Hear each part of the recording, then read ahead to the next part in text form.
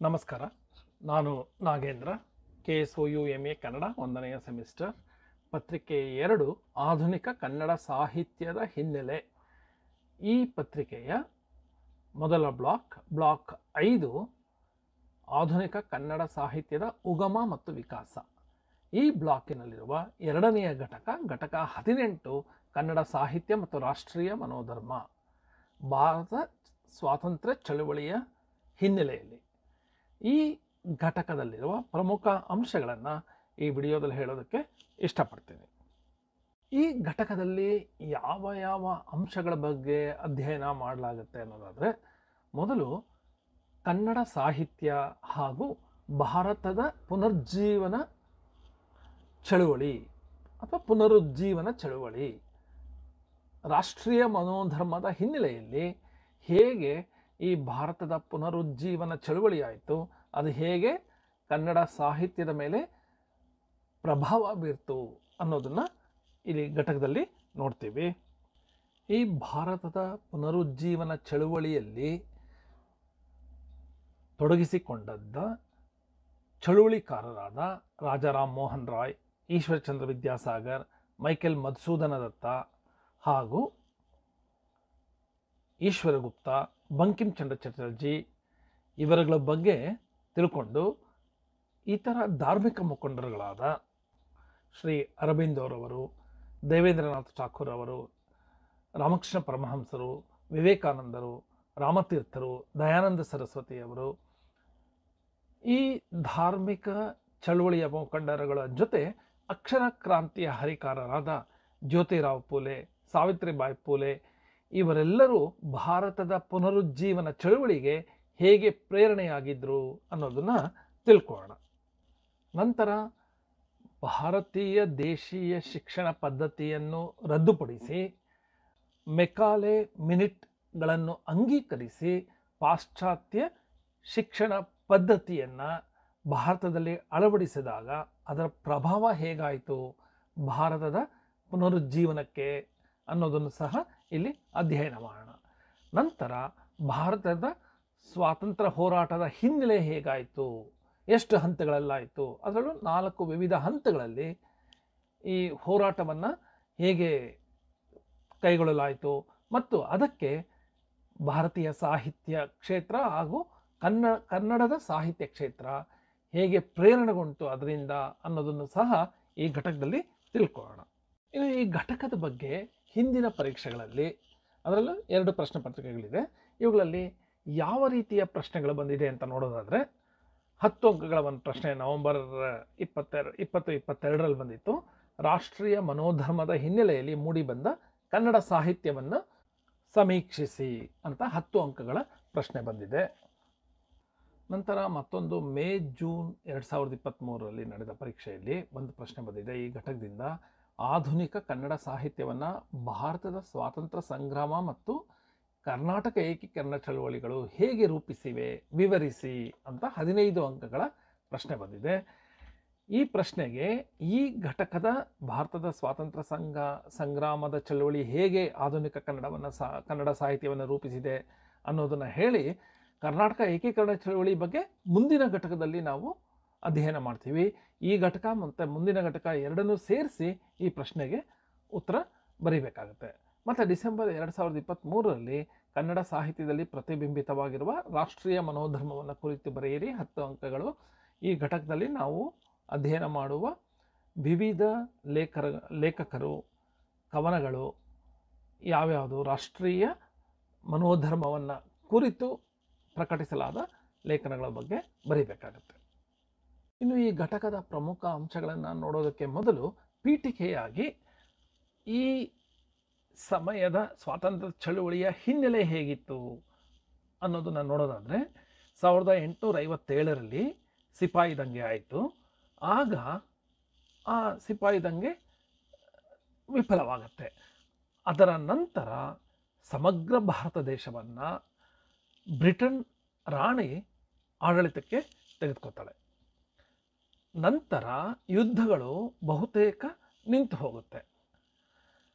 1835ರಲ್ಲಿ ಭಾರತದ governor general ಆಗಿದ್ದ William lord William ಬೆಂಟೆಕ್ ಅವರು ಮೆಕಾಲೇಸ್ ಮಿನಿಟ್ ಅವರದೊಂದು ಪ್ರಪೋಸಲ್ನ ಅಂಗೀಕರಿಸಿ ಭಾರತದಲ್ಲಿ ಇಂಗ್ಲಿಷ್ ಶಿಕ್ಷಣ ವ್ಯವಸ್ಥೆಗೆ ಜಾರಿ ಮಾಡಿಕೊಡೋದಕ್ಕೆ ಆರಂಭ ಮಾಡ್ತಾರೆ.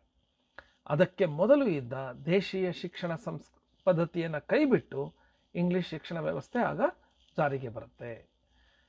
ಇದರಿಂದಾಗಿ ದೇಶಾದ್ಯಂತ ಪುನರುತ್ಥಾನದ ಹೊಸ ಗಾಳಿ ಬೀಸ್ತೊಡಗುತ್ತೆ. ಹೊಸ ನೋಟ ಜನರಲ್ಲಿ ಜಾಗೃತವಾಗುತ್ತೆ. ಈ ಹೊಸ ಜಾಗೃತಿಯನ್ನು ಭಾರತದ ಪುನರುಜ್ಜೀವನ ಚಳುವಳಿ, ಇಂಡಿಯನ್ ರೆನೆಸೆನ್ಸ್ ಮೂಮೆಂಟ್ ಅಂತ ಸಹ ಕರೆಯಲಾಗುತ್ತೆ.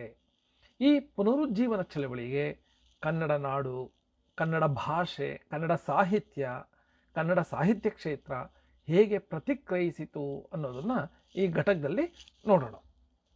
ಕನ್ನಡ ಸಾಹಿತ್ಯ ಮತ್ತು ಭಾರತದ ಪುನರುಜ್ಜೀವನ ಚಳವಳಿ ರಾಷ್ಟ್ರೀಯ ಮನೋಧರ್ಮದ ಹಿನ್ನೆಲೆಯಲ್ಲಿ. ಈ ಶೀರ್ಷಿಕೆಯಲ್ಲಿ ನಾವು ಏನೇನು ಅಧ್ಯಯನ ಮಾಡಬಹುದು ಅಂದರೆ ಕೆಲವು ಅಂಶಗಳನ್ನು ಈಗ ಹೇಳೋದಕ್ಕೆ ಇಷ್ಟಪಡ್ತೀನಿ. 19ನೇ ಶತಮಾನದಲ್ಲಿ ಕರ್ನಾಟಕದಲ್ಲಿ ಹಾಗೂ ಕನ್ನಡ ಸಾಹಿತ್ಯದಲ್ಲಿ ಮಾತ್ರ ಪುನರುಜ್ಜೀವನ ಚಳುವಳಿ ಆಗಲಿಲ್ಲ. ಆದರೆ ಭಾರತದ ಎಲ್ಲ ರಾಜ್ಯಗಳಲ್ಲಿ, ಎಲ್ಲ ಭಾಷೆಗಳಲ್ಲಿ ಪುನರುಜ್ಜೀವನದ ಹೊಸ ಉಷಾಕಿರಣ ಮೂಡತೊಡಗುತ್ತೆ. ಈ ಪುನರುಜ್ಜೀವನ ಚಳುವಳಿಗೆ ಪೂರ್ವದಲ್ಲಿ, ಅಂದರೆ ಇದರ ಹಿಂದೆ, ಬ್ರಿಟಿಷರು ಭಾರತಕ್ಕೆ ವ್ಯಾಪಾರ ಮತ್ತು ವಹಿವಾಟಿಗೆ ಅಂತ ಬಂದವರು ಇಡೀ ಭಾರತವನ್ನು ತಮ್ಮ ವಶಕ್ಕೆ ತೆಗೆದುಕೊಳ್ಳುವ ಸಂದರ್ಭದಲ್ಲೇ ಅರುಣೋದಯ ಚಳುವಳಿಯ ಪ್ರಕ್ರಿಯೆ ಆರಂಭ ಆಗಿತ್ತು. ಅರುಣೋದಯ ಕಾಲಮಾನದ ಪ್ರಕ್ರಿಯೆ ಆರಂಭವಾಗಿತ್ತು. ಯಾಕೆ ಅಂದರೆ ಪೋರ್ಚುಗೀಸರು ಮೊದಲು ಪ್ರವೇಶಿಸಿದ ಗೋವಾ ಅಂದರೆ ಕೊಂಕಣಿ ಪ್ರದೇಶ, ನಂತರ ಮರಾಠಿ ಭಾಷೆಯಲ್ಲಿ, ನಂತರ ಬೆಂಗಾಲಿ ಭಾಷೆಯಲ್ಲಿ ಈ ಕ್ರಮದಲ್ಲಿ ಸುಧಾರಣೆಗಳು, ಮೊದಲು ಗೋವಾದಲ್ಲಿ, ಕೊಂಕಣಿನಲ್ಲಿ, ನಂತರ ಮರಾಠಿಯಲ್ಲಿ, ಆ ಥರ ನಂತರ ಬೆಂಗಾಲಿನಲ್ಲಿ ಈ ಪುನರುಜ್ಜೀವನ ಚಳುವಳಿಯ ಪ್ರೇರಣೆಯಿಂದ ಸಾಹಿತ್ಯ ಕ್ಷೇತ್ರದಲ್ಲಿ ಹಲವಾರು ಬದಲಾವಣೆಗಳು ಮತ್ತು ಸುಧಾರಣೆಗಳು ಮೂಡೋದಕ್ಕೆ ಪ್ರಾರಂಭ ಆಗಿರುತ್ತೆ. ಇದನ್ನು ವಿ.ಕೃ. ಗೋಕಾಕ್ ಅವರು ಸಹ ತಿಳಿಸಿದ್ದಾರೆ.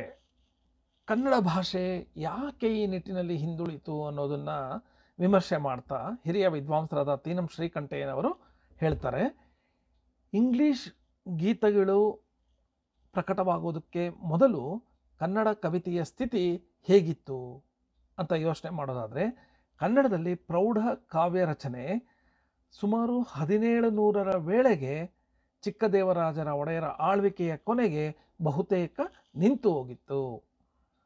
ದೌರ್ಬಲ್ಯ, ಅಸಾರತೆ, ಅನ್ಯಾಕ್ರಮಣ ಮೊದಲಾದವು ರಾಜಕೀಯ ಪ್ರಪಂಚದಲ್ಲಿ ಕಾಣಿಸಿಕೊಂಡಂತೆ ಸಾಹಿತ್ಯ ಪ್ರಪಂಚದಲ್ಲೂ ಸಹ ಕಾಣಿಸಿಕೊಂಡಿತ್ತು. 19ನೇ ಶತಮಾನದ ಮೊದಲ ಭಾಗದಲ್ಲಿ, ಅಂದರೆ 1800ರಿಂದ 1850ರವರೆಗೆ ಗದ್ಯ ಹಾಗೂ ಕೊನೆಯ ಭಾಗದಲ್ಲಿ, ಅಂದರೆ 1850ರ ನಂತರ ನಾಟಕ ಕೆಲವು ಮಟ್ಟಿಗೆ ರಚಿತ ಆಗೋದಕ್ಕೆ ಆರಂಭ ಆಗುತ್ತೆ. ಶ್ರೀ ಬಸವಪ್ಪ ಶಾಸ್ತ್ರಿಗಳಂಥ ಕವಿಗಳು ನಾಟಕ ಕೃತಿಗಳನ್ನು ರಚಿಸಿದರು. ಮುದ್ದಣ್ಣ ಕವಿ ಹಳಗನ್ನಡದಲ್ಲಿ, ಅದರಲ್ಲೂ ಹಳಗನ್ನಡ ಗದ್ಯದಲ್ಲಿ ತನ್ನ ಪ್ರತಿಭೆಯನ್ನು ತೋರಿಸಿದ್ದ. ಆದರೆ ಆ ಸಮಯದಲ್ಲಿ ಪದ್ಯವನ್ನು ಬರೆಯುವವರು ತುಂಬ ಕಡಿಮೆ, ಓದಿ ಅದನ್ನು ಇಷ್ಟಪಡುವವರು ಮತ್ತೂ ಕಡಿಮೆಯಾಗಿತ್ತು ಅಂತ ತೀನಂ ಶ್ರೀಕಂಠಯ್ಯವರು ಹೇಳ್ತಾರೆ. ಈ 17ನೇ ಶತಮಾನದಿಂದ ರೂಪುಗೊಂಡು ಬೆಳೆದ ರಾಷ್ಟ್ರೀಯ ಮನೋಧರ್ಮ ಹೇಗೆ ಭಾರತದ ಎಲ್ಲೆಡೆ ನವೋದಯ ಸಾಹಿತ್ಯಕ್ಕೆ ದಾರಿ ಮಾಡಿಕೊಳ್ತು ಅನ್ನೋದನ್ನು ನಾವು ಗುರುತಿಸಬಹುದು ಅಂತ ತೀನಂ ಶ್ರೀಕಂಠಯ್ಯವರು ಹೇಳಿದ್ದಾರೆ. ಭಾರತದ ಎಲ್ಲೆಡೆ ಕಾಣಿಸಿದ ಭಾರತದ ಪುನರುಜ್ಜೀವನ ಚಳುವಳಿಯ ಪ್ರಭಾವ ಮತ್ತು ಪ್ರೇರಣೆ ಕನ್ನಡ ನಾಡಿನಲ್ಲಿ ಅರುಣೋದಯ ಚಟುವಟಿಕೆಗಳು ಮೂಡಲು ಸಹ ಕಾರಣ ಆಗಿದೆ. 1857ರ ಸಿಪಾಯಿ ದಂಗೆಯ ನಂತರ ಭಾರತಾದ್ಯಂತ ಪುನರುಜ್ಜೀವನ ಚಳುವಳಿಯ ಚಟುವಟಿಕೆ ಆರಂಭ ಆಯಿತು. ಇದರ ನಂತರ ಈ 1857ರ ಸಿಪಾಯಿ ದಂಗೆಯ ವಿಫಲದ ನಂತರ ಈಸ್ಟ್ ಇಂಡಿಯಾ ಕಂಪನಿ ಆಡಳಿತ ಮುಗಿದು ಅಖಂಡ ಭಾರತ ಇಂಗ್ಲೆಂಡಿನ ರಾಣಿಯ ನೇರ ವಶಕ್ಕೆ ಬರುತ್ತೆ. ಅಲ್ಲಿಯವರೆಗೆ ರಾಜರಾಜರ ಮಧ್ಯೆ ನಡೆಯುತ್ತಿದ್ದ ಯುದ್ಧಗಳು ಕೊನೆಗೊಳ್ಳುತ್ತೆ. ಮೊದಲ ಬಾರಿಗೆ ಭಾರತದಲ್ಲಿ ಶಾಂತಿ ಮತ್ತು ಸುವ್ಯವಸ್ಥೆ ನೆಲೆಗೊಳ್ಳುತ್ತೆ.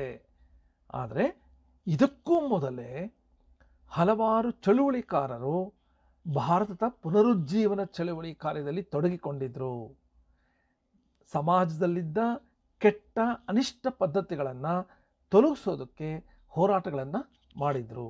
ಅವರಲ್ಲಿ ಪ್ರಮುಖರು ರಾಜಾರಾಮ್ ಮೋಹನ್ ರಾಯ್, ಈಶ್ವರಚಂದ್ರ ವಿದ್ಯಾಸಾಗರ್, ಮೈಕೆಲ್ ಮಧುಸೂದನ್ ದತ್ತ, ಈಶ್ವರಗುಪ್ತ, ಬಂಕಿಮ್ ಚಂದ್ರ ಚಟರ್ಜಿ ಹಾಗೂ ಇತರ ಧಾರ್ಮಿಕ ಮುಖಂಡರುಗಳಾದ ರಾಮಕೃಷ್ಣ ಪರಮಹಂಸರು, ವಿವೇಕಾನಂದರು, ಅರವಿಂದರು, ದೇವೇಂದ್ರನಾಥ ಠಾಕೂರರು, ಈಶ್ವರಚಂದ್ರ ವಿದ್ಯಾಸಾಗರರು ಅವರು ಇಲ್ಲೂ ಸಹ ಬರ್ತಾರೆ. ರಾಮತೀರ್ಥರು, ದಯಾನಂದ ಸರಸ್ವತಿಯವರು ಇವರು ಗಳ ಜೊತೆ ಅಕ್ಷರ ಕ್ರಾಂತಿಯ ಹರಿಕಾರರಾದ ಜ್ಯೋತಿರಾವ್ ಫುಲೆ ಮತ್ತು ಸಾವಿತ್ರಿಬಾಯಿ ಫುಲೆ ಇವರೆಲ್ಲರೂ 1857ಕ್ಕೆ ಮೊದಲೇ ಭಾರತದ ಪುನರುಜ್ಜೀವನ ಚಳುವಳಿಗೆ ಪ್ರೇರಣೆಯಾಗಿದ್ದರು ಅಂತ ಹೇಳಬಹುದು. ಇವರಲ್ಲಿ ಕೆಲವರ ಬಗ್ಗೆ ಕೆಲವು ಹೆಚ್ಚಿನ ಮಾಹಿತಿ ತಿಳ್ಕೊಳ್ಳೋಣ. ಮೊದಲನೇದಾಗಿ ರಾಜಾರಾಮ್ ಮೋಹನ್ ರಾಯ್. ಇವರ ಕಾಲಾವಧಿ 1772ರಿಂದ 1833. ಇವರು ಅಸ್ಪೃಶ್ಯತೆ, ಸತಿ ಸಹಗಮನ, ಬಾಲ್ಯ ವಿವಾಹವನ್ನು ತೊಲಗಿಸಬೇಕು ಸಮಾಜದಿಂದ ಅಂತ ಹೋರಾಟ ಮಾಡ್ತಾರೆ. ತಮ್ಮ 16ನೇ ವಯಸ್ಸಿನಲ್ಲೇ ತಂದೆ ಜೊತೆ ಜಗಳ ಆಡಿ ಮನೆಯನ್ನು ಬಿಟ್ಟು ಹೊರಡ್ತಾರೆ. ಇದೇ ಹಳೆಯ ಧಾರ್ಮಿಕ ಪರಂಪರೆಯ ವಿಚಾರವಾಗಿ ವೇದಾಂತ ಉಪನಿಷತ್ತುಗಳನ್ನು ಕುರಿತು ವಿವೇಚನಾತ್ಮಕ ಕೃತಿಗಳನ್ನು ಬರೆದು ಕೆಲವನ್ನು ಅನುವಾದ ಸಹ ಮಾಡ್ತಾರೆ. ಹಿಂದೂ ಸಂಪ್ರದಾಯದ ಮೂಢನಂಬಿಕೆಗಳನ್ನು ಬದಲಾಯಿಸೋದಕ್ಕೆ ಬಹಳ ಕಷ್ಟಪಡ್ತಾರೆ. ಸತಿ ಸಹಗಮನದ ವಿರುದ್ಧ ಇವರು ಮೂಡಿಸಿದ ಜನಜಾಗೃತಿ ಅಂದಿನ ಬ್ರಿಟಿಷ್ ಸರ್ಕಾರದ ಗವರ್ನರ್ ಜನರಲ್ ವಿಲಿಯಂ ಬೆಂಟೆಕ್ ಎಂಬುವರು ಸತಿ ಸಹಗಮನದ ವಿರುದ್ಧ ಶಾಸನವನ್ನು ಜಾರಿ ಮಾಡೋದಕ್ಕೆ ಕಾರಣ ಆಗುತ್ತೆ. ಸುಮಾರು 1828ರಲ್ಲಿ ಅಥವಾ 30ರಲ್ಲಿ ಇವರು ಸ್ಥಾಪಿಸಿದ ಬ್ರಹ್ಮ ಸಮಾಜ ನವಭಾರತದ ನಿರ್ಮಾಣಕ್ಕೆ ಬುನಾದಿ ಹಾಕಿಕೊಡುತ್ತೆ.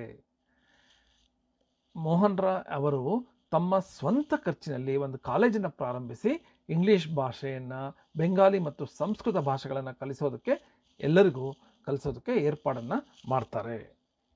ಮತ್ತೊಬ್ಬ ಚಳುವಳಿಕಾರರು ಈಶ್ವರಚಂದ್ರ ವಿದ್ಯಾಸಾಗರ್ 1820ರಿಂದ 1891 ಕಾಲಮಾನದವರು. ಇವರು ಸಹ ಸುಧಾರಣಾವಾದಿ ಮತ್ತು ಪ್ರಗತಿಪರ ವಿಚಾರವಾದಿಗಳಾಗಿರ್ತಾರೆ. ಕಾಳಿದಾಸ, ಶೇಕ್ಸ್ಪಿಯರ್ ಅವರ ಕೃತಿಗಳನ್ನು ಬೆಂಗಾಲಿ ಭಾಷೆಗೆ ಅನುವಾದ ಮಾಡ್ತಾರೆ. ಸ್ತ್ರೀ ಶಿಕ್ಷಣ ಚಳುವಳಿ, ಬಹುಪತ್ನಿತ್ವ ವಿರೋಧ, ವಿಧವಾ ವಿವಾಹಕ್ಕೆ ಪ್ರೇರಣೆ ಇವರ ಕಾರ್ಯಗಳಾಗಿತ್ತು. ಇವರ ಸುಧಾರಣೆಗಳ ಫಲವಾಗಿ 1856ರಲ್ಲಿ ವಿಧವಾ ವಿವಾಹವನ್ನು ಮಾನ್ಯ ಮಾಡುವ ಕಾಯ್ದೆ ಜಾರಿಗೆ ಬರುತ್ತೆ. ಇವರ ಬರವಣಿಗೆಗಳು ಭಾರತದ ಹಲವು ಭಾಷೆಯಲ್ಲಿ ಅನುವಾದಗೊಂಡು ಜನರಲ್ಲಿ ಜಾಗೃತಿಯನ್ನು ಮೂಡಿಸುತ್ತೆ. ಮತ್ತೊಬ್ಬ ಚಳುವಳಿಕಾರರು ಮೈಕೆಲ್ ಮಧುಸೂದನ್ ದತ್ತ. ಇವರ ಕಾಲಮಾನ 1824ರಿಂದ 1873. ಕ್ರೈಸ್ತ ಧರ್ಮೀಯರಾಗಿದ್ದ ಮೈಕೆಲ್ ಮಧುಸೂದನ್ ದತ್ತರವರು ಪುನರುತ್ಥಾನ ಕಾಲದ ಮಹತ್ವದ ಸುಧಾರಣಾವಾದಿ.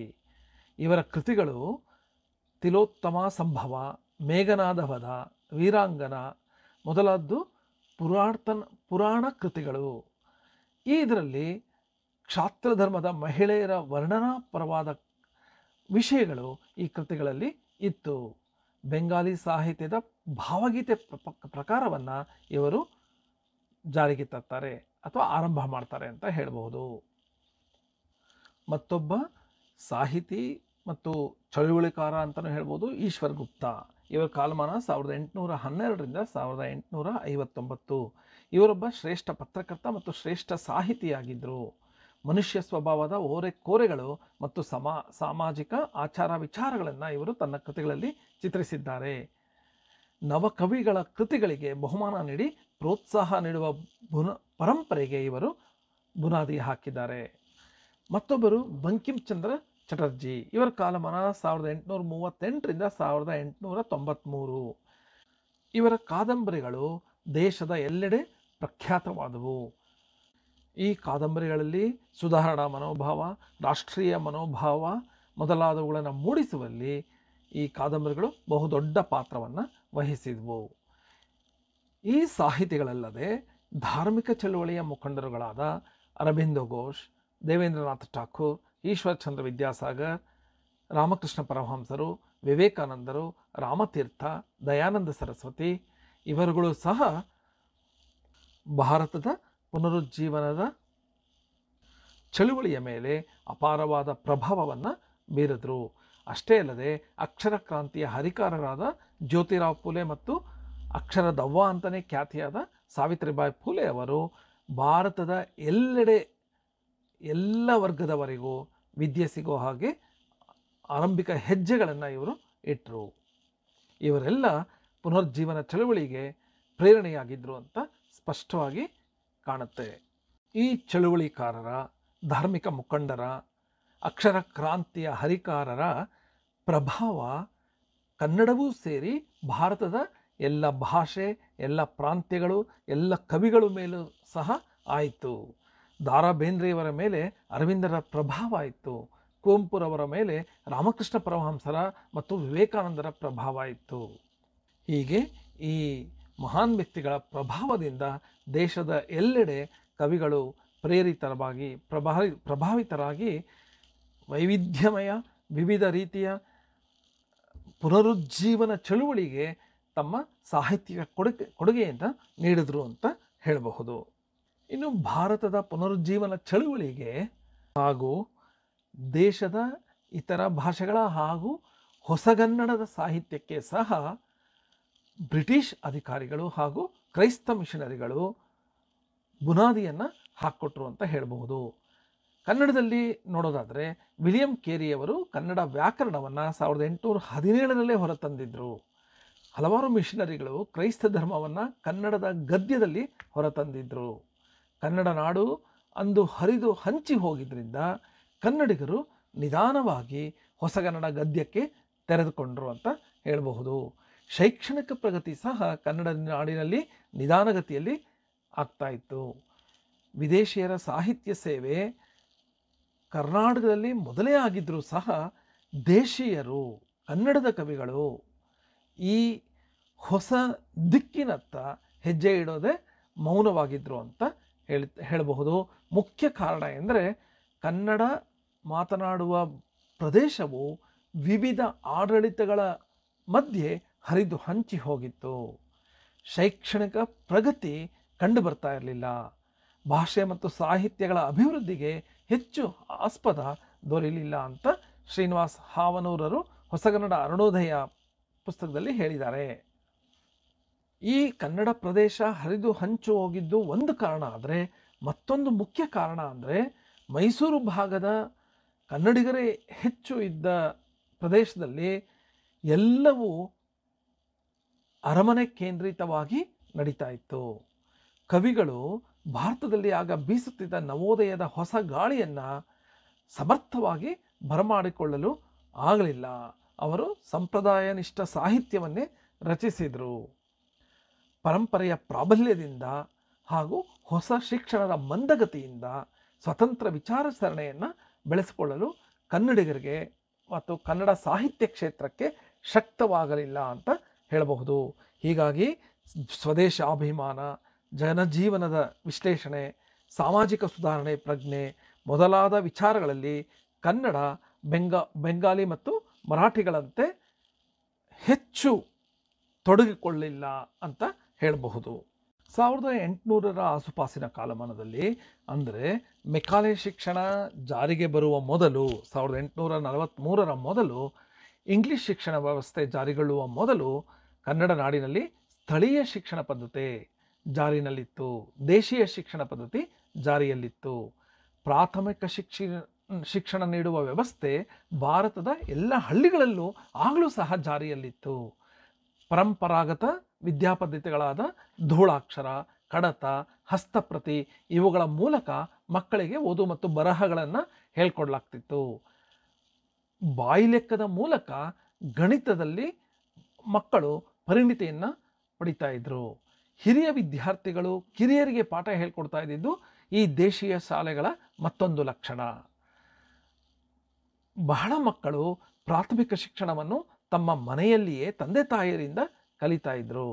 ಶೀಲ ಸಂವರ್ಧನೆ ವಿದ್ಯಾಭ್ಯಾಸದ ಗುರಿ ಅಂತ ಭಾವಿಸಿ ರಾಮಾಯಣ ಮಹಾಭಾರತ ಕಾವ್ಯಗಳನ್ನು ಎಳೆಯ ವಯಸ್ಸಿನಲ್ಲೇ ಮಕ್ಕಳಿಗೆ ಕಲಿಸಲಾಗ್ತಾ ಇತ್ತು.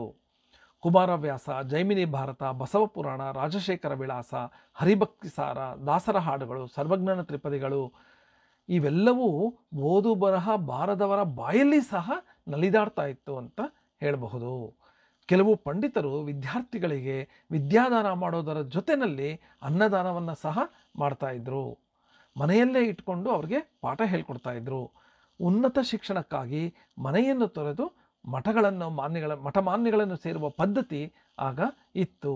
ಹಂಪೆಯ ವ್ಯಾಸಮಠ ಅಂದು ಉನ್ನತ ಶಿಕ್ಷಣದ ಕೇಂದ್ರವಾಗಿತ್ತು. ಅಲ್ಲಿಗೆ ವಾರಣಾಸಿ ತಕ್ಷಶಿಲೆಗಳಿಂದ ವಿದ್ಯಾರ್ಥಿಗಳು ಬಂದು ಶಾಸ್ತ್ರವಿದ್ರ ಪಾರಂಗತರಾಗ್ತಾ ಇದ್ರು. ಹೀಗೆ ದೇಶೀಯ ಸಂಪ್ರದಾಯದ ಶಿಕ್ಷಣ ಬಹಳ ಚೆನ್ನಾಗಿ ನಡೀತಾ ಇದ್ದಿದ್ದರಿಂದ ಪಾಶ್ಚಾತ್ಯ ವಿದ್ಯಾಭ್ಯಾಸಕ್ಕೆ ಕನ್ನಡ ಪ್ರದೇಶ ಮತ್ತು ಕನ್ನಡಿಗರು ಬೇಗ ತೆರೆದುಕೊಳ್ಳುತ್ತಿರಲಿಲ್ಲ ಅನ್ನೋದು ಸಹ ಒಂದು ಕಾರಣ ಆಗಿತ್ತು. ಇದರಿಂದಾಗಿ ಕನ್ನಡ ನಾಡಿನಲ್ಲಿ ಅರುಣೋದಯದ ಚಟುವಟಿಕೆಗಳು ತುಂಬ ತಡವಾಗಿ, ಅಂದರೆ 19ನೇ ಶತಮಾನದ ಕೊನೆಯಲ್ಲಿ 1850ರ ನಂತರ ಆರಂಭವಾಯಿತು ಅಂತ ಹೇಳಬಹುದು. ಮೊದಲಿಗೆ ಕ್ರೈಸ್ತ ವಿದ್ವಾಂಸರುಗಳು ಮತ್ತು ಮಿಷನರಿಗಳು ಹೊಸಗನ್ನಡ ನಿಘಂಟು, ವ್ಯಾಕರಣ ಕೃತಿಗಳು ಮತ್ತು ಬೈಬಲನ್ನು ಹೊಸಗನ್ನಡ ಗದ್ಯದಲ್ಲಿ ಅಚ್ಚು ಹಾಕಿಸಿದ್ರು. ಕೆಲವು ಪಾಶ್ಚಿಮಾತ್ಯ ವಿದ್ವಾಂಸರುಗಳು ಭಾರತೀಯ ಧಾರ್ಮಿಕ ಕೃತಿಗಳನ್ನು ಇಂಗ್ಲೀಷ್ಗೆ ಅನುವಾದ ಮಾಡ್ತಾರೆ. 1783ರಲ್ಲಿ ಚಾರ್ಲ್ಸ್ ವಿಲ್ಕಿನ್ಸ್ ಎನ್ನುವಾತ ಭಗವದ್ಗೀತೆಯನ್ನು ಇಂಗ್ಲೀಷ್ಗೆ ಅನುವಾದಿಸ್ತಾನೆ. ಅಷ್ಟೇ ಅಲ್ಲದೆ ಎಲ್ಫಿನ್ಸ್ಟನ್, ಕ್ಯಾಸೆಲ್, ವಿನ್ಸೆಂಟ್ ಸ್ಮಿತ್ ಮೊದಲಾದ ಚರಿತ್ರಕಾರರು ಭಾರತದ ಇತಿಹಾಸದ ಅಧ್ಯಯನ ಮಾಡ್ತಾರೆ. ಕೇಂಬ್ರಿಡ್ಜ್ ಹಿಸ್ಟ್ರಿ ಆಫ್ ಇಂಡಿಯಾ ಸಿದ್ಧ ಮಾಡ್ತಾರೆ. ಭಾರತದ ತತ್ವಶಾಸ್ತ್ರ ಗ್ರಂಥಗಳು ಮತ್ತು ಕಾಳಿದಾಸನ ಶಾಕುಂತಲ ನಾಟಕವನ್ನು ಜರ್ಮನಿಗೆ ಮತ್ತು ಜರ್ಮನ್ ಭಾಷೆಗೆ ಅನುವಾದ ಮಾಡಿ ಅಲ್ಲಿ ಅದು ಮೆಚ್ಚುಗೆ ಪಡೆಯುತ್ತೆ. ಮ್ಯಾಕ್ಸ್ ಮುಲ್ಲರ್ ಎಂಬುವ ಜರ್ಮನ್ 1852ರಿಂದ 1856ರವರೆಗೆ ವೇದಗಳನ್ನು ಕುರಿತು 3 ಗ್ರಂಥಗಳನ್ನು ರಚಿಸ್ತಾನೆ. ದೇಶಾದ್ಯಂತ ಹೊಸ ಅಚ್ಚುಕೂಟಗಳು ಸ್ಥಾಪನೆಗೊಂಡು ಪತ್ರಿಕೆಗಳು ಮತ್ತು ಸ್ಥಳೀಯ ಭಾಷೆಗಳ ಗ್ರಂಥಗಳು ಅಚ್ಚಾಗತೊಡಗುತ್ತೆ, ಅಂದರೆ ಪ್ರಿಂಟ್ ಆಗೋದಕ್ಕೆ ಆರಂಭವಾಗುತ್ತೆ ಭಾರತದಾದ್ಯಂತ. ಇದರಿಂದ ಓದುವ ಬರೆಯುವ ಅಭ್ಯಾಸ ದೇಶದ ಎಲ್ಲ ಜನತೆಗೆ ಶುರುವಾಗುತ್ತೆ. ಇದರಿಂದ ತನ್ನ ಮತ್ತು ತನ್ನ ಸುತ್ತಲಿನ ಸಮಾಜವನ್ನು ಕುರಿತು ವಿಮರ್ಶಾತ್ಮಕವಾಗಿ ನೋಡುವ ಮನೋಧರ್ಮ ಜನರಲ್ಲಿ ಬರಕ್ಕೆ ಶುರುವಾಗುತ್ತೆ. ಇದರೊಂದಿಗೆ ಭಾರತದಲ್ಲಿ ಪುನರುಜ್ಜೀವನ ಚಳುವಳಿ ರೂಪುಗೊಳ್ಳಲು ಮೂಲಭೂತ ಪ್ರೇರಣೆ ಮತ್ತು ಪ್ರಭಾವ ಬೀರಿದ ಮತ್ತೊಂದು ಸಂಗತಿ ಯಾವುದು ಅಂದರೆ ಇಂಗ್ಲಿಷ್ ಶಿಕ್ಷಣ ಪದ್ಧತಿ. ಅದರಿಂದಾಗಿ ಇಡೀ ಭಾರತದಲ್ಲಿ ಏಕರೂಪ ಶಿಕ್ಷಣ ವ್ಯವಸ್ಥೆ ಜಾರಿಗೆ ಬರುತ್ತೆ. ಈ ಒಂದು ಸಮಯದಲ್ಲಿ ಒಂದು ವಿಷಯ ಹೇಳೋದಕ್ಕೆ ಇಷ್ಟಪಡ್ತೀನಿ.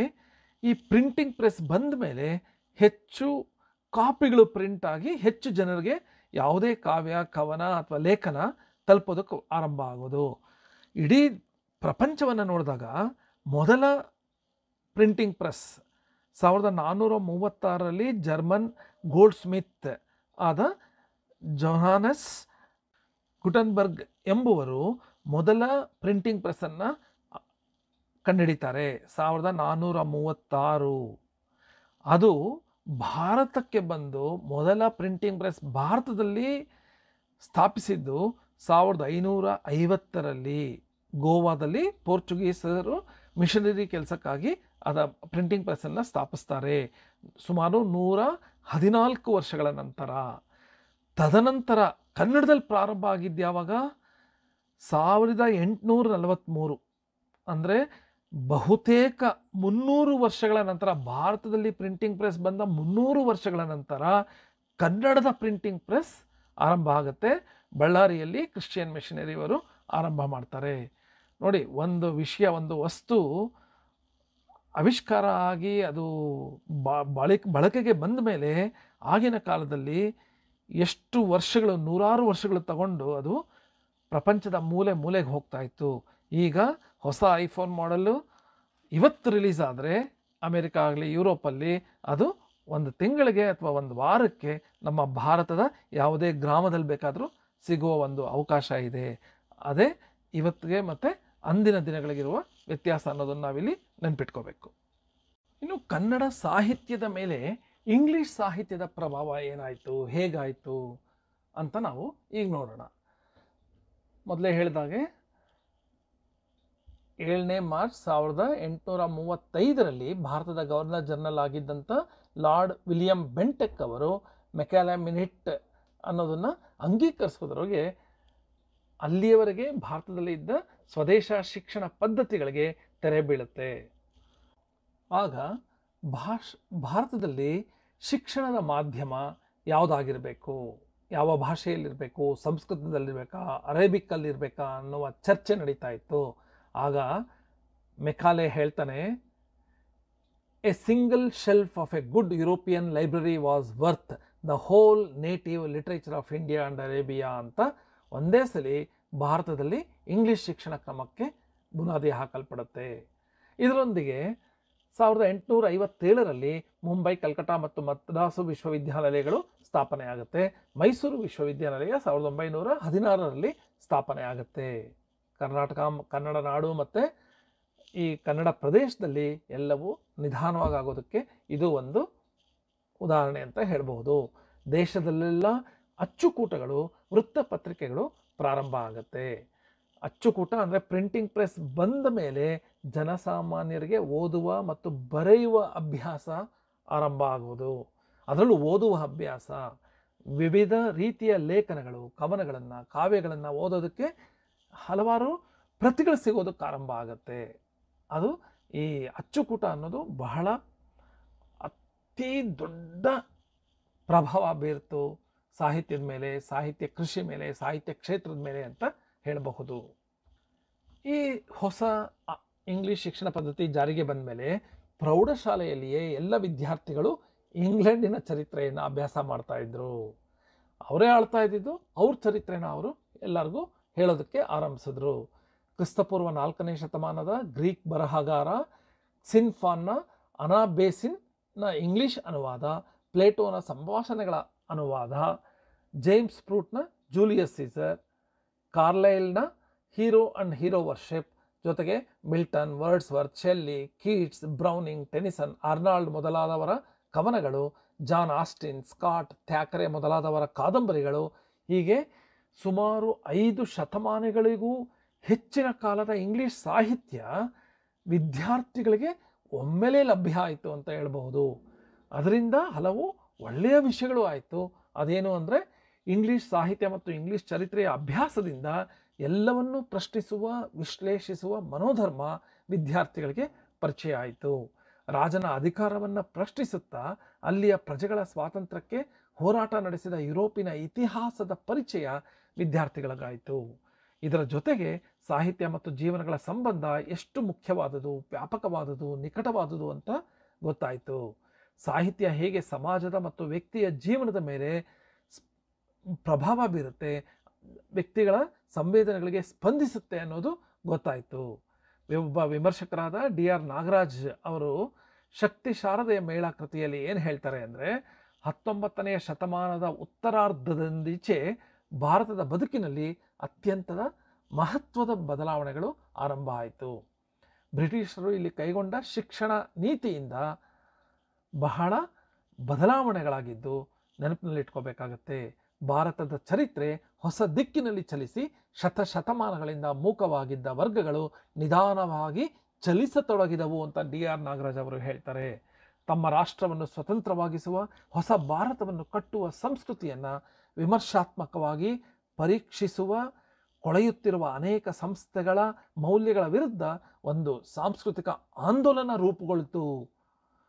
ಈ ಪ್ರಕ್ರಿಯೆಯನ್ನು ಭಾರತದ ರೆನೆಸಾನ್ಸ್ ಅಂತ ಹೇಳಲಾಗತ್ತೆ, ಅಥವಾ ಭಾರತದ ಪುನರುಜ್ಜೀವನ ಅಂತ ಹೇಳಲಾಗತ್ತೆ ಅಂತ DR ನಾಗರಾಜ್ ಹೇಳಿದ್ದಾರೆ.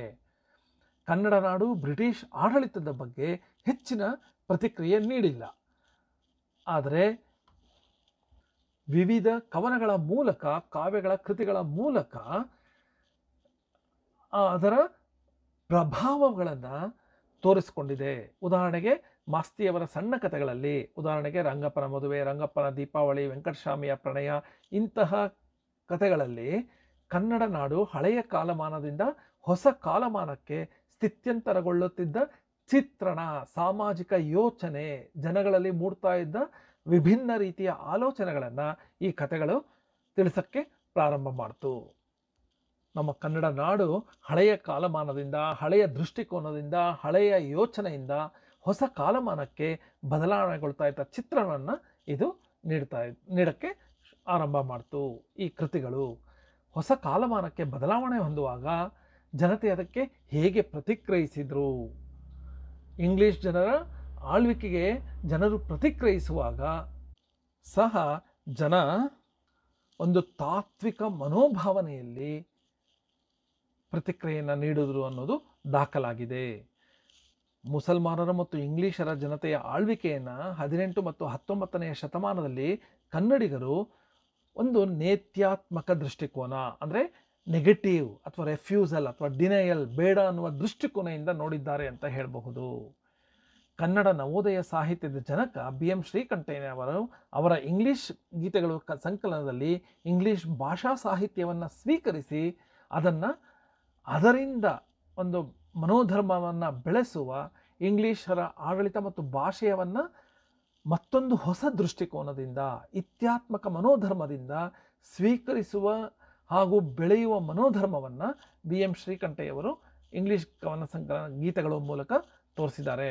ಅದರಲ್ಲಿರುವ ಒಂದು ಕವಿತೆ ಹೀಗೆ ಬರುತ್ತೆ: ಕನ್ನಡ ನುಡಿ ನಮ್ಮ ಹೆಣ್ಣು, ನಮ್ಮ ತೋಟದ ಇನಿಯ ಹಣ್ಣು, ಬಳಿಕ ಬೇರೆ ಬೆಳೆದ ಹೆಣ್ಣು ಬಳಿಗೆ ಸುಳಿದಳು, ಹೊಸದು ರಸದ ಬಳ್ಳಿ ಹೆಣ್ಣು ಬಳಿಗೆ ಸುಳಿದಳು, ಪಡುವ ಕಡಲ ಹೊನ್ನ ಹೆಣ್ಣು ನನ್ನ ಜೀವ ದುಸಿರು ಕಣ್ಣು, ನಲಿಸಿ ಕಲಿಸಿ ಮನವನೊಲಿಸಿ ಕುಣಿಸುತ್ತಿಹಳು, ಒಮ್ಮೆ ಇವಳು ಒಮ್ಮೆ ಅವಳು ಕುಣಿಸುತ್ತಿರುವಳು ಅಂತ BM ಶ್ರೀಯವರು ಹೇಳಿದ್ದಾರೆ. ಅಂದರೆ ನಮ್ಮದು ಮತ್ತು ಹೊರಗಿನದು ಎರಡನ್ನೂ ಅವರು ಹೇಗೆ ಒಪ್ಕೊಳ್ತಾರೆ ಅನ್ನೋದು ಈ ಕವನದಲ್ಲಿ ಹೇಳಲಾಗಿದೆ. ಇಂತಹ ಒಪ್ಪಿಗೆಯ ಮನೋಧರ್ಮವು ಸಹ ಒಂದು ವರ್ಗದಲ್ಲಿ ಆ ಕಾಲಮಾನದಲ್ಲಿ ಇತ್ತು. ನಮ್ಮ ಸಂಸ್ಕೃತಿಯನ್ನು ಬೆಳೆಸಿಕೊಳ್ಳುವ, ಬದಲಾಯಿಸಿಕೊಳ್ಳುವ, ಹೊಸ ಕಾಲಮಾನಕ್ಕೆ ಹೊಂದಿಸಿಕೊಳ್ಳುವ ಒಪ್ಪಿತ ಮನೋಧರ್ಮ ವಿದ್ಯಾವಂತ ಜನರಲ್ಲಿ ಕಂಡುಬಂತು.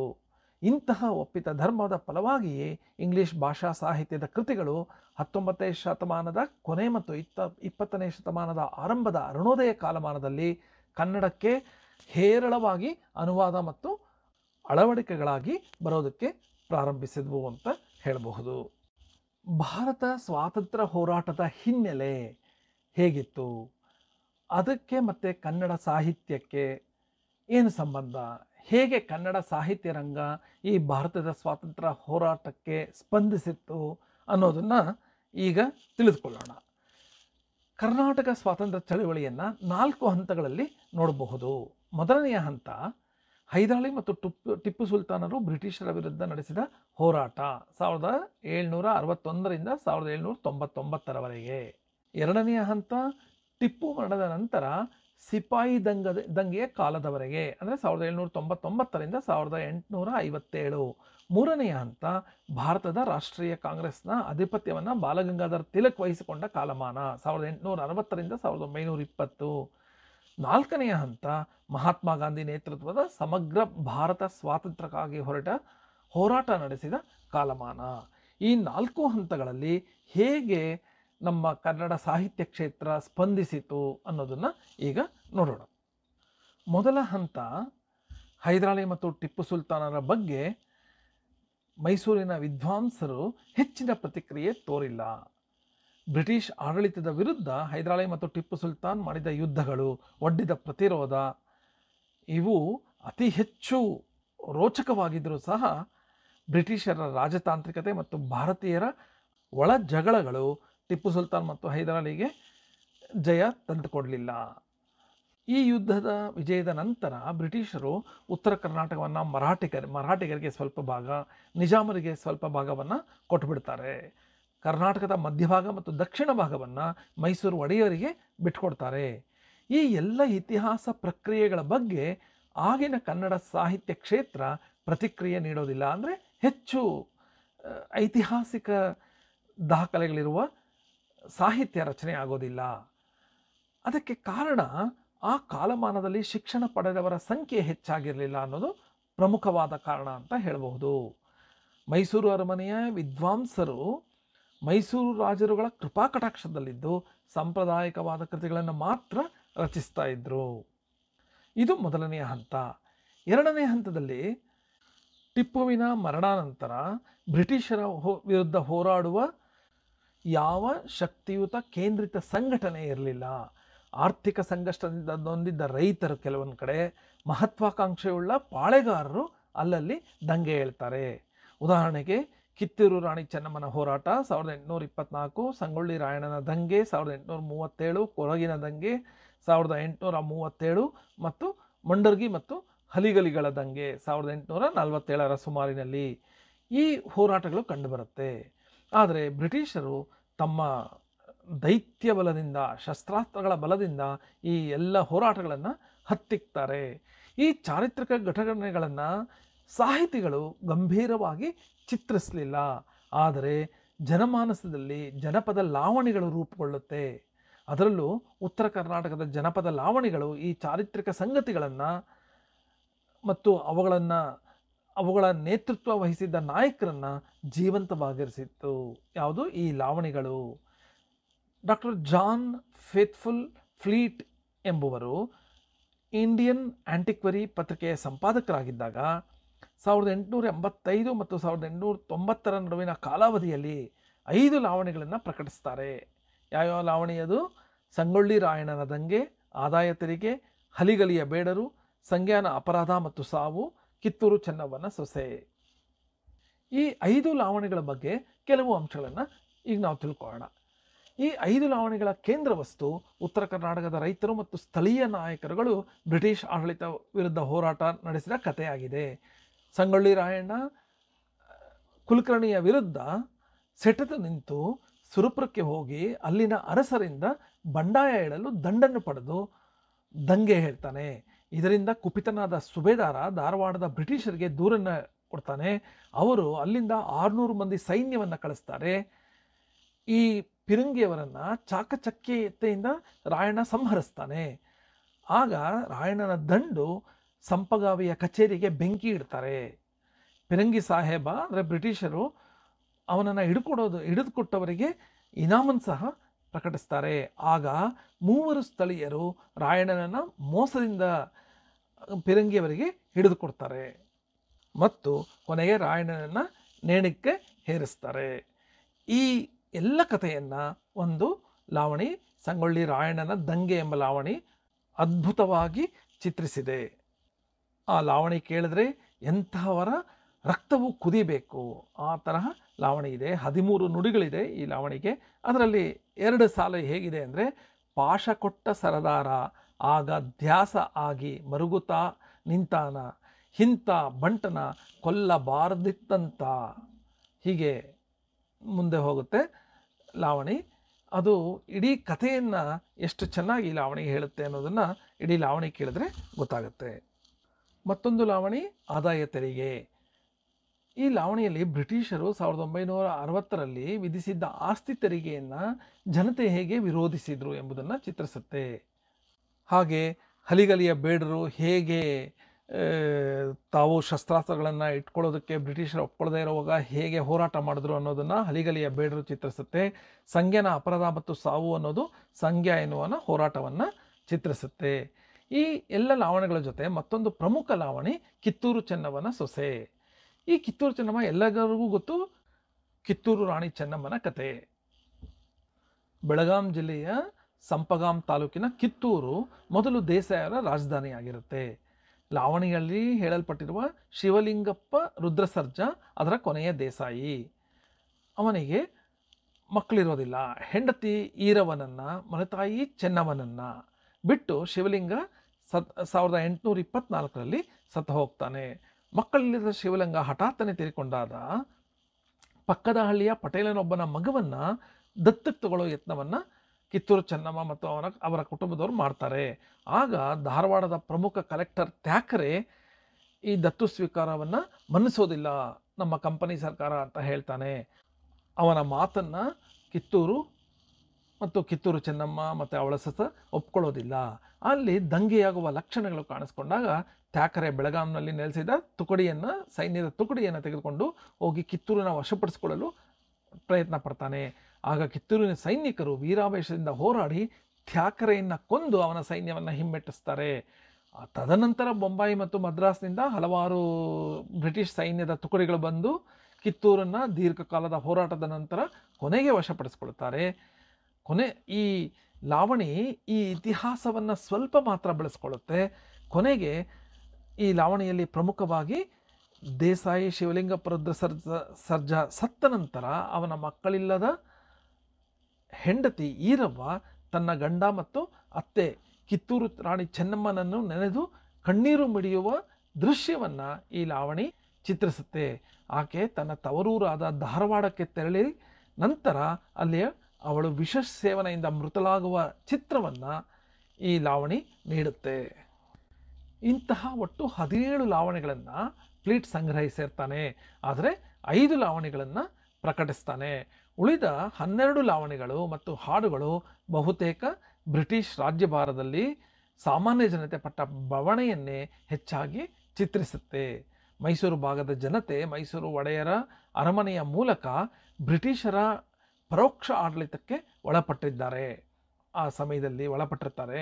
ಉತ್ತರ ಕರ್ನಾಟಕದವರು ಅಂದು ಮರಾಠದ ವಶದಲ್ಲಿದ್ದು ಇಂಗ್ಲಿಷ್ ಜನರ ಆಡಳಿತಕ್ಕೆ ನೇರವಾಗಿ ಒಳಪಟ್ಟಿದ್ರು. ಇಂಗ್ಲಿಷ್ ಜನರ ಕಾಯ್ದೆ ಕಾನೂನುಗಳ ಬಿಸಿ ಇದರಿಂದಾಗಿ ಉತ್ತರ ಕರ್ನಾಟಕದ ಜನತೆಯ ಮೇಲೆ ನೇರವಾಗಿ ತಟ್ತಾ ಇತ್ತು. ಅದರಿಂದಲೇ 1850ರ ಕಾಲಮಾನದಲ್ಲಿ ಸಂತ ಶಿಶುನಾಳ ಶರೀಫ ಮತ್ತು ನಾಗಲಿಂಗ ದೇವ ಕವಿಗಳ ಕಾವ್ಯದಲ್ಲಿ ಬ್ರಿಟಿಷ್ ಆಡಳಿತವನ್ನು ಕುರಿತು ಅವರ ಯಂತ್ರ ನಾಗರಿಕತೆಯಿಂದಾಗಿ ಮನುಷ್ಯ ಸಂಬಂಧಗಳು ಹೇಗೆ ನಾಶವಾಗ್ತಾ ಇದೆ ಅನ್ನೋದನ್ನು ಈ ಕಾವ್ಯಗಳಲ್ಲಿ ನಾವು ನೋಡಬಹುದು. ಹೀಗೆ ಕನ್ನಡ ಪ್ರದೇಶ ದಕ್ಷಿಣದಲ್ಲಿ ಒಡೆಯರರ ಮೂಲಕ ಪರೋಕ್ಷವಾಗಿ ಬ್ರಿಟಿಷ್ ಕೆಳಗಡೆ ಇತ್ತು, ಉತ್ತರ ಕರ್ನಾಟಕ ನೇರವಾಗಿ ಬ್ರಿಟಿಷ್ ಆಡಳಿತದ ಕೆಳಗಡೆ ಇತ್ತು ಅನ್ನೋದು ಸ್ಪಷ್ಟವಾಗುತ್ತೆ. ಇನ್ನು ಕರ್ನಾಟಕದಲ್ಲಿನ ಭಾರತ ಸ್ವಾತಂತ್ರ್ಯದ ಹೋರಾಟದ 3ನೆಯ ಹಂತ ಕಾಂಗ್ರೆಸ್ ನಾಯಕತ್ವವನ್ನು ಬಾಲಗಂಗಾಧರ ತಿಲಕರು ವಹಿಸಿಕೊಂಡ ಕಾಲ. ಈ ಕಾಲಮಾನ 1860ರಿಂದ 1920ರವರೆಗೆ ಇದೆ. ಉತ್ತರ ಕರ್ನಾಟಕದ ಹಲವು ಧುರೀಣರು ತಿಲಕ್ ಅವರೊಂದಿಗೆ ನೇರವಾಗಿ ಭಾರತೀಯ ರಾಷ್ಟ್ರೀಯ ಕಾಂಗ್ರೆಸ್ನೊಂದಿಗೆ ಒಂದಾಗಿ ಭಾರತದ ಸ್ವಾತಂತ್ರ್ಯ ಹೋರಾಟದಲ್ಲಿ ಭಾಗವಹಿಸಿದ್ರು. ಅವರಲ್ಲಿ ಪ್ರಮುಖರು ಗಂಗಾಧರರಾವ್ ದೇಶಪಾಂಡೆ, ಆಲೂರು ವೆಂಕಟರಾವ್, ಶ್ರೀನಿವಾಸ್ ಕೌಜಲಗಿ ಮುಂತಾದವರು ಸ್ವಾತಂತ್ರ್ಯ ಹೋರಾಟದಲ್ಲಿ ಭಾಗವಹಿಸಿದ್ರು. ಇವರೊಂದಿಗೆ ಅಸಹಕಾರ ಚಳವಳಿಯಲ್ಲಿ ಕರ್ನಾಡ ಸದಾಶಿವರಾವ್, ಎಸ್ ಶಾಸ್ತ್ರಿ, ಎಸ್ ಹರ್ಡೀಕರ್ ಮೊದಲಾದವರು ಭಾಗವಹಿಸಿದ್ರು. ಈ ಸ್ವತಂತ್ರ ಚಳವಳಿಯ ಬಗೆಗಿನ ಸಾಹಿತ್ಯ ರಚನೆ 20ನೇ ಶತಮಾನದ, ಅದರಲ್ಲೂ ನವೋದಯ ಕಾಲಮಾನದಲ್ಲಿ ಬರೋದಕ್ಕೆ ಆರಂಭ ಆಗಿತ್ತು. ಇನ್ನು ಸ್ವಾತಂತ್ರ್ಯ ಹೋರಾಟದ 4ನೆಯ ಹಂತ ಮಹಾತ್ಮ ಗಾಂಧಿ ನೇತೃತ್ವದಲ್ಲಿ ಸಮಗ್ರ ಭಾರತದ ಸ್ವಾತಂತ್ರ್ಯಕ್ಕಾಗಿ ಹೋರಾಟ ನಡೆಸಿದ ಕಾಲಮಾನ. ಈ ಕಾಲಮಾನದಲ್ಲಿ ನವೋದಯ ಕವಿಗಳು ಹಲವಾರು ಕೃತಿಗಳನ್ನು ರಚಿಸಿ ಜನರನ್ನು ಸ್ವಾತಂತ್ರ್ಯ ಹೋರಾಟಕ್ಕೆ ಬಡಿದೆಬ್ಬಿಸಿದ್ದಾರೆ ಅಂತ ಹೇಳಬಹುದು. ಅಂತಹ ಒಂದು ಉದಾಹರಣೆ, ದಾರಾ ಬೇಂದ್ರೆಯವರು ಬ್ರಿಟಿಷ್ ಸರ್ಕಾರದ ವಿರುದ್ಧ ಬರೆದು ಅವರು ತಮ್ಮ ನೌಕರಿಯನ್ನು ಕಳೆದುಕೊಂಡು ಜೈಲಿಗೆ ಹೋಗಿದ್ದನ್ನು ನಾವಿಲ್ಲಿ ನೆನಪಿಸ್ಕೋಬೇಕು. 1926ರ ಕನ್ನಡ ನವೋದಯ ಸಾಹಿತ್ಯದ 3 ಮುಖ್ಯ ಪ್ರೇರಣೆ ಮತ್ತು ಪ್ರಭಾವಗಳು ಯಾವ್ಯಾವುದು ಅಂದರೆ, ಪಾಶ್ಚಾತ್ಯ ರೊಮ್ಯಾಂಟಿಕ್ ಸಾಹಿತ್ಯ ಮೊದಲನೇದು, 2ನೇದು ಭಾರತದ ಸ್ವತಂತ್ರ ಹೋರಾಟ ಮತ್ತು 3ನೇದು ಕನ್ನಡ ನಾಡು ಮತ್ತು ನುಡಿಗಳ ಹೋರಾಟ ಅಂತ ಹೇಳಲಾಗಿದೆ. ಅಂದು ಕನ್ನಡ ನಾಡಿನ ಜನತೆಯನ್ನು ಭಾರತದ ಸ್ವತಂತ್ರ ಹೋರಾಟ ಮತ್ತು ಕನ್ನಡ ನಾಡು ಮತ್ತು ನುಡಿಗಳ ಹೋರಾಟಕ್ಕಾಗಿ ಬಡಿದೆಬ್ಬಿಸುವ, ಜನತೆಯನ್ನು ಎಚ್ಚರಿಸುವ ಹೊಣೆಗಾರಿಕೆ ಸಾಹಿತಿಗಳ ಹೆಗಲ ಮೇಲೆ ಇತ್ತು. ನೋಡಿ, ಇಲ್ಲಿ ಭಾರತದ ಸ್ವಾತಂತ್ರ್ಯಕ್ಕೂ ಹೋರಾಟ ಆಗಬೇಕು ಮತ್ತು ಕನ್ನಡ ನಾಡಿನ ಏಕೀಕರಣಕ್ಕೂ ಹೋರಾಟ ಆಗಬೇಕು. 2 ಹೋರಾಟಗಳಿಗೂ ಜನಗಳನ್ನ ಬಡಿದೆಬ್ಬಿಸಬೇಕಾಗಿತ್ತು. ಗೋರೂರು ರಾಮಸ್ವಾಮಿ ಅಯ್ಯಂಗಾರ್ ಅವರ ಮೆರವಣಿಗೆ, ಇನಾಮದಾರ್ ಅವರ ಮೂರಾಬಟ್ಟೆ, ಬಸವರಾಜ್ ಕಟ್ಟಿಮನಿಯವರ ಸ್ವಾತಂತ್ರ್ಯದೆಡೆಗೆ, ತಾರಾಸು ಅವರ ರಕ್ತತರ್ಪಣ ಕಾದಂಬರಿಗಳು ಈ ಕಾರ್ಯವನ್ನು ಮಾಡಿದವು. ಗೋಪಾಲಕೃಷ್ಣ ಅಡಿಗರ ಕಟ್ಟುವೆವು ನಾವು ಕವನ ಸಂಕಲನ ಭಾರತ ಸ್ವಾತಂತ್ರ್ಯ ಚಳುವಳಿಯ ಪ್ರಭಾವ ಮತ್ತು ಪ್ರೇರಣೆಯಿಂದ ರಚಿತವಾದ ಕೃತಿ. ಬೇಂದ್ರೆ ಅವರು ನರಬಲಿ ಎಂಬ ಕವನ ಬರೆದು ಬ್ರಿಟಿಷರ ಅಧಿಕಾರಿಗಳ ಕೆಂಗಣ್ಣಿಗೆ ಗುರಿಯಾಗಿ ರಾಷ್ಟ್ರೀಯ ವಿದ್ಯಾಲಯದಲ್ಲಿ ಅವರಿಗಿದ್ದ ಕೆಲಸ ಕಳೆದುಕೊಳ್ಬೇಕಾಯಿತು. ಕೊನೆಗೆ ಅವರು ಹಿಂಡಲ್ಗ ಜೈಲನ್ನು ಸೇರ್ತಾರೆ. ಬೇಂದ್ರೆಯವರ 33 ಕೋಟಿ ಎಂಬ ಕವನ ಹಾಗೂ ಕುವೆಂಪು ಅವರ ಇಂದಿನ ದೇವರು, ಪಾಂಚಜನ್ಯ ಕವಿತೆಗಳು ಸ್ವತಂತ್ರ ಹೋರಾಟಕ್ಕೆ ಪ್ರತಿಕ್ರಿಯಿಸಿ ಬರೆದ ಕವಿತೆಗಳಾಗಿವೆ. ಅದರಲ್ಲೂ ಈ ಕುವೆಂಪುರವರ ಪಾಂಚಜನ್ಯ ಕವನ ಎಲ್ಲರೂ ಕೇಳಿರ್ತೀವಿ. ಅದು ಹೇಗಿತ್ತು ಅಂದರೆ, ನಡೆ ಮುಂದೆ ನಡೆ ಮುಂದೆ ನುಗ್ಗಿ ನಡೆ ಮುಂದೆ, ಜಗ್ಗದೆಯ ಕುಗ್ಗದೆಯ ಹಿಗ್ಗಿ ನಡೆ ಮುಂದೆ, ಬಿಚ್ಚ ಬಿಡು ನೆಚ್ಚ ನೆಡು ಕೆಚ್ಚದೆಯ ಗುಡಿಯಲ್ಲಿ, ಸೆರೆಯ ಅರಿಯ ನಿರಿ ಹುಟ್ಟಳಿಸು ಹುಡಿಯಲ್ಲಿ, ನಾನಳಿವೆ ನೀನಳಿವೆ ನಮ್ಮೆಲುಬುಗಳ ಮೇಲೆ, ಮೂಡುವುದು ನವಭಾರತದ ಲೀಲೆ. ಎಷ್ಟು ಚೆನ್ನಾಗಿ ನಾವೆಲ್ಲ ತ್ಯಾಗ ಮಾಡಿದ್ರೆ ನವಭಾರತ ಮೂಡುತ್ತೆ ಅನ್ನೋದನ್ನು ಕುವೆಂಪುರವರು ಹೇಳಿ ಎಲ್ಲರನ್ನ ಹೋರಾಟಕ್ಕೆ ಸಜ್ಜುಗೊಳಿಸಿದ್ರು ಅನ್ನೋದು ಈ ಕವನದಲ್ಲಿ ಗೊತ್ತಾಗುತ್ತೆ. ಕುವೆಂಪುರವರು ಜನತೆಯನ್ನು ಹುರಿದಂಬಿಸುವಂಥ ಇಂತಹ ಕವಿತೆಯ ರಚನೆಗೆ ಕಾರಣ ಅಂದಿನ ಭಾರತದ ಪರಿಸರ. ಬ್ರಿಟಿಷರ ವಿರುದ್ಧ ಉಗ್ರ ಹೋರಾಟ ನಡೆಸುತ್ತಿದ್ದ ಆ ಸಂದರ್ಭದಲ್ಲಿ ಜನತೆಯನ್ನು ಹಾಗೂ ಜನರನ್ನು, ವಿದ್ಯಾರ್ಥಿಗಳನ್ನು ಎಲ್ಲರನ್ನೂ ದೇಶಕ್ಕೋಸ್ಕರ ಬಡಿದೆಬ್ಬಿಸುವ, ಹೋರಾಟ ನಡೆಸಲು ಸ್ಫೂರ್ತಿ ತುಂಬಬೇಕಾದ ಹೊಣೆಗಾರಿಕೆ ಕವಿಗಳ ಮೇಲಿತ್ತು. ಕನ್ನಡ ಸಾಹಿತ್ಯದಲ್ಲಿ ಸ್ವಾತಂತ್ರ್ಯ ಹೋರಾಟವನ್ನು ಕುರಿತು ಬಂದ ಸಾಹಿತ್ಯ ತಿಲಕ್ವಾದಿ ಸಂವೇದನೆದು ಅಂತ ವಿಮರ್ಶಕ DR ನಾಗರಾಜ್ ಹೇಳ್ತಾರೆ. ಅಂದರೆ ತಿಲಕವಾದಿ ಅಂತ ಅಂದರೆ ಹೋರಾಟಕ್ಕೆ ಬಡಿದೆಬ್ಬಿಸುವ ರೀತಿಯಲ್ಲಿ, ಅಂದರೆ ದೇಶಕ್ಕಾಗಿ ತನ್ನ ಮನವನ್ನು ಮೀಸಲಿರಿಸಿ ಕೆಚ್ಚೆದೆಯಿಂದ ಹೋರಾಟ ಮಾಡುವ ಉಗ್ರತನದ್ದು ಈ ಸ್ವಾತಂತ್ರ್ಯ ಹೋರಾಟದ ಹಿನ್ನೆಲೆಯಿಂದ ಬಂದ ಸಾಹಿತ್ಯ. ಇನ್ನೊಂದು ರೀತಿಯ ಸಾಹಿತ್ಯ ಇತ್ತು, ಅದು ಅದರ ಸಂವೇದನೆ ಗಾಂಧಿವಾದಿ ನೆಲೆಯದು. ತನ್ನನ್ನು ತಾನು ಸತತವಾಗಿ ಶೋಧಿಸಿಕೊಳ್ಳುವ, ತನ್ನನ್ನು ತಾನು ಸತತವಾಗಿ ವಿಮರ್ಶಿಸಿಕೊಳ್ಳುವ ಸತ್ಯಾಗ್ರಾಹಿ ನೆಲೆಯದು ಆ ಸಾಹಿತ್ಯದ ರೀತಿ. ಈ ರೀತಿಯ ಸೂಕ್ಷ್ಮ ಸಂವೇದನೆಯ ನೆಲೆಯ ಸಾಹಿತ್ಯ ಕೃತಿಗಳು ಸ್ವತಂತ್ರ ಹೋರಾಟವನ್ನು ಕುರಿತಂತೆ ಕನ್ನಡದಲ್ಲಿ ಬರಲಿಲ್ಲ. ಈ ತರಹದ ಸಂವೇದನಾ ರೀತಿಯ ಸಾಹಿತ್ಯ ಬೇರೆ ಭಾಷೆಗಳಲ್ಲಿ ಬಂತು, ಆದರೆ ಕನ್ನಡದಲ್ಲಿ ಬರಲಿಲ್ಲ ಅಂತ ಅಭಿಪ್ರಾಯ ಪಡಲಾಗಿದೆ.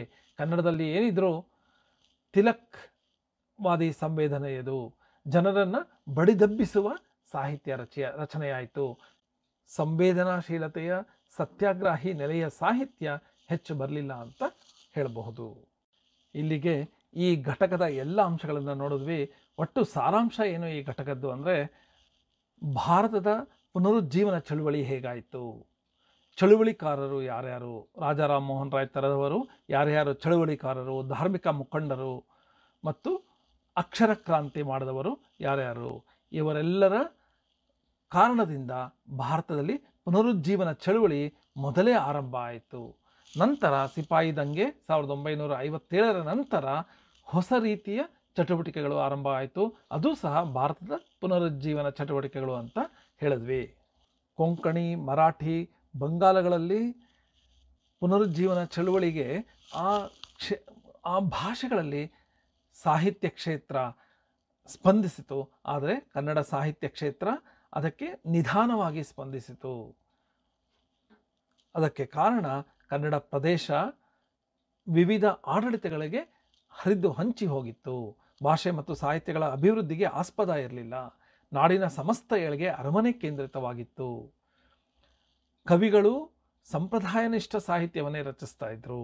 ಹೊಸ ಶಿಕ್ಷಣ ವ್ಯವಸ್ಥೆಗೆ ಕನ್ನಡಿಗರು ತೆಗೆದುಕೊಳ್ಳೋದಕ್ಕೆ ತುಂಬ ಸಮಯ ತಗೊಳ್ತು. ಈ ಎಲ್ಲ ಕಾರಣಗಳಿಂದ ಕನ್ನಡ ಸಾಹಿತ್ಯ ಈ ಭಾರತ ಪುನರುಜ್ಜೀವನ ಚಳುವಳಿಗೆ ನಿಧಾನವಾಗಿ ಸೇರಿಕೊಳ್ತು ಅಂತ ಹೇಳಿದ್ವಿ.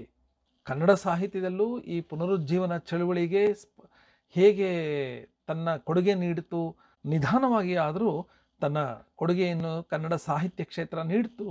ಅದಕ್ಕೆ ವಿವಿಧ ಕಾರಣಗಳು.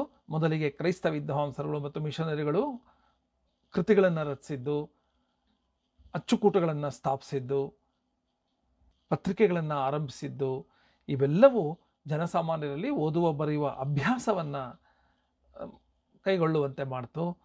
ಅದರಿಂದ ಹೊಸ ಯೋಚನೆ ಭಾರತದಲ್ಲಿ, ಅದರಲ್ಲೂ ಕನ್ನಡಿಗರಲ್ಲಿ ಬರೋದಕ್ಕೆ ಆರಂಭವಾಯಿತು. ನಂತರ ಕನ್ನಡ ಸಾಹಿತ್ಯದ ಮೇಲೆ ಇಂಗ್ಲೀಷ್ ಸಾಹಿತ್ಯದ ಪ್ರಭಾವ ಹೇಗಾಯಿತು ಅಂತ ನೋಡಿದ್ವಿ.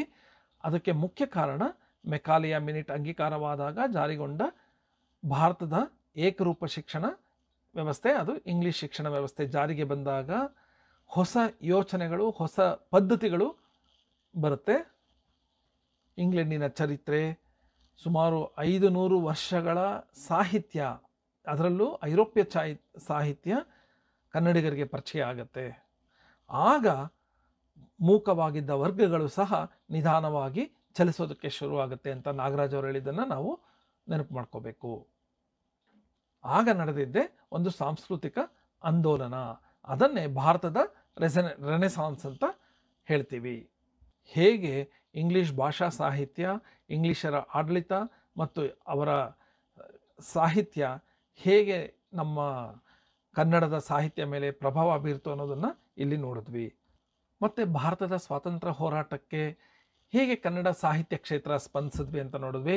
ಭಾರತದ ಸ್ವಾತಂತ್ರ್ಯ ಹೋರಾಟವನ್ನು, ಅದರಲ್ಲೂ ಕರ್ನಾಟಕದಲ್ಲಿ ನಡೆದ ಹೋರಾಟವನ್ನು 4 ಹಂತಗಳಲ್ಲಿ ಗಮನಿಸಲಾಯಿತು. ಮೊದಲನೆಯ ಹಂತ ಹೈದರಾಲಿ ಮತ್ತು ಟಿಪ್ಪು ಸುಲ್ತಾನರು ಬ್ರಿಟಿಷರ ವಿರುದ್ಧ ನಡೆಸಿದ ಹೋರಾಟ. ಎರಡನೆಯ ಹಂತ ಟಿಪ್ಪುವಿನ ಮರಣ ನಂತರ ಸಿಪಾಯಿ ದಂಗೆಯ ಕಾಲದವರೆಗೆ ಹೇಗೆ ಹೆಚ್ಚು ಈ ನಮ್ಮ ಸಾಹಿತ್ಯ ಕ್ಷೇತ್ರ ಈ ಘಟನೆಗಳಿಗೆ ಸ್ಪಂದಿಸಿಲ್ಲ, ಆದರೆ ಲಾವಣಿಗಳ ಮೂಲಕ ಆಗ ನಡೆದ ಹೋರಾಟಗಳನ್ನು ಮತ್ತು ಆ ಹೋರಾಟಗಾರರನ್ನು ಜನ ನೆನೆಸ್ಕೋತಾ ಇದ್ರು ಅಂತ ನೋಡಿದ್ವಿ. ಮೂರನೆಯ ಹಂತ ಬಾಲಗಂಗಾಧರ ತಿಲಕ್ ನೇತೃತ್ವದಲ್ಲಿ ಕಾಂಗ್ರೆಸ್ ನಡೆಸಿದ ಹೋರಾಟ 1860ರಿಂದ 1920. ಆಗ ಕರ್ನಾಟಕದ ಹಲವಾರು ಹೋರಾಟಗಾರರು, ಗಂಗಾಧರರಾವ್ ದೇಶಪಾಂಡೆ, ಆಲೂರು ವೆಂಕಟರಾವ್, ಶ್ರೀನಿವಾಸ್ ಕೌಜಲಗಿ, ಕರ್ನಾಟಕ ಸದಾಶಿವರಾವ್, ASS ಶಾಸ್ತ್ರಿ, SS ಹರ್ಡಿಕರ್ ಅವರೆಲ್ಲ ಹೇಗೆ ಸ್ವಾತಂತ್ರ್ಯ ಚಳುವಳಿಯಲ್ಲಿ ಭಾಗಿಯಾಗಿದ್ದರು ಮತ್ತು ಇವುಗಳ ಬಗ್ಗೆ ಸಾಹಿತ್ಯ ಬಂದಿದ್ದು ನವೋದಯ ಕಾಲಮಾನದಲ್ಲಿ ಅಂತ ತಿಳ್ಕೊಂಡ್ವಿ. ಮತ್ತು 4ನೆಯ ಹಂತ ಮಹಾತ್ಮ ಗಾಂಧಿ ನೇತೃತ್ವದಲ್ಲಿ ನಡೆದ ಸ್ವಾತಂತ್ರ್ಯ ಹೋರಾಟ. ಆ ಸಮಯದಲ್ಲಿ ನವೋದಯ ಕವಿಗಳು ಹಲವಾರು ಕೃತಿಗಳನ್ನು ರಚಿಸಿದ್ದನ್ನು ನಾವು ನೋಡಿದ್ವಿ. ಮತ್ತು ಕನ್ನಡ ನವೋದಯ ಸಾಹಿತ್ಯದ ಮುಖ್ಯ ಪ್ರೇರಣೆ ಮತ್ತು ಪ್ರಭಾವಗಳು ಯಾವ್ಯಾವುದು ಅಂತ ನೋಡಿದ್ವಿ. ಪಾಶ್ಚಾತ್ಯ ರೊಮ್ಯಾಂಟಿಕ್ ಸಾಹಿತ್ಯ, ಭಾರತದ ಸ್ವಾತಂತ್ರ್ಯ ಹೋರಾಟ ಮತ್ತು ಕನ್ನಡ ನಾಡು ಮತ್ತು ನುಡಿಗಳ ಹೋರಾಟ. ಇದಕ್ಕಾಗಿ ಗೋರು ರಾಮಸ್ವಾಮಿ ಅಯ್ಯಂಗಾರ್, ಇನಾಮದಾರ್, ಬಸವರಾಜ ಕಟ್ಟಿಮನಿ, ಗೋಪಾಲಕೃಷ್ಣ ಅಡಿಗ, ಬೇಂದ್ರೆ, ಕುವೆಂಪು ಅವರು ರಚಿಸಿರುವ ವಿವಿಧ ಜನರನ್ನು ಬಡಿದೆಪ್ಪಿಸುವ ಕೃತಿಗಳು ಮತ್ತು ಕವನಗಳನ್ನು ನಾವು ನೋಡಿದ್ವಿ. ಇಲ್ಲಿಗೆ ಈ ಘಟಕದ ಎಲ್ಲ ಅಂಶಗಳನ್ನು ಇಲ್ಲಿ ಹೇಳಿದ್ದೀನಿ. ಇದನ್ನು ಕೇಳಿ ನಂತರ ಪಠ್ಯವನ್ನು ಓದಿ. ನಿಮಗೆ ಖಂಡಿತ ಅರ್ಥ ಆಗುತ್ತೆ, ಸ್ಪಷ್ಟ ಆಗುತ್ತೆ ವಿಷಯ. ನಿಮಗೆ ಈ ವಿಡಿಯೋ ಉಪಯೋಗ ಆಯಿತು ಅನಿಸಿದ್ರೆ ನಿಮ್ಮ ಅನಿಸಿಕೆಯನ್ನು ವಿಡಿಯೋ ಕೆಳಗಡೆ ಇರುವ ಕಾಮೆಂಟ್ ಬಾಕ್ಸ್ನಲ್ಲಿ ಹೇಳಿ. ನಮಸ್ಕಾರ.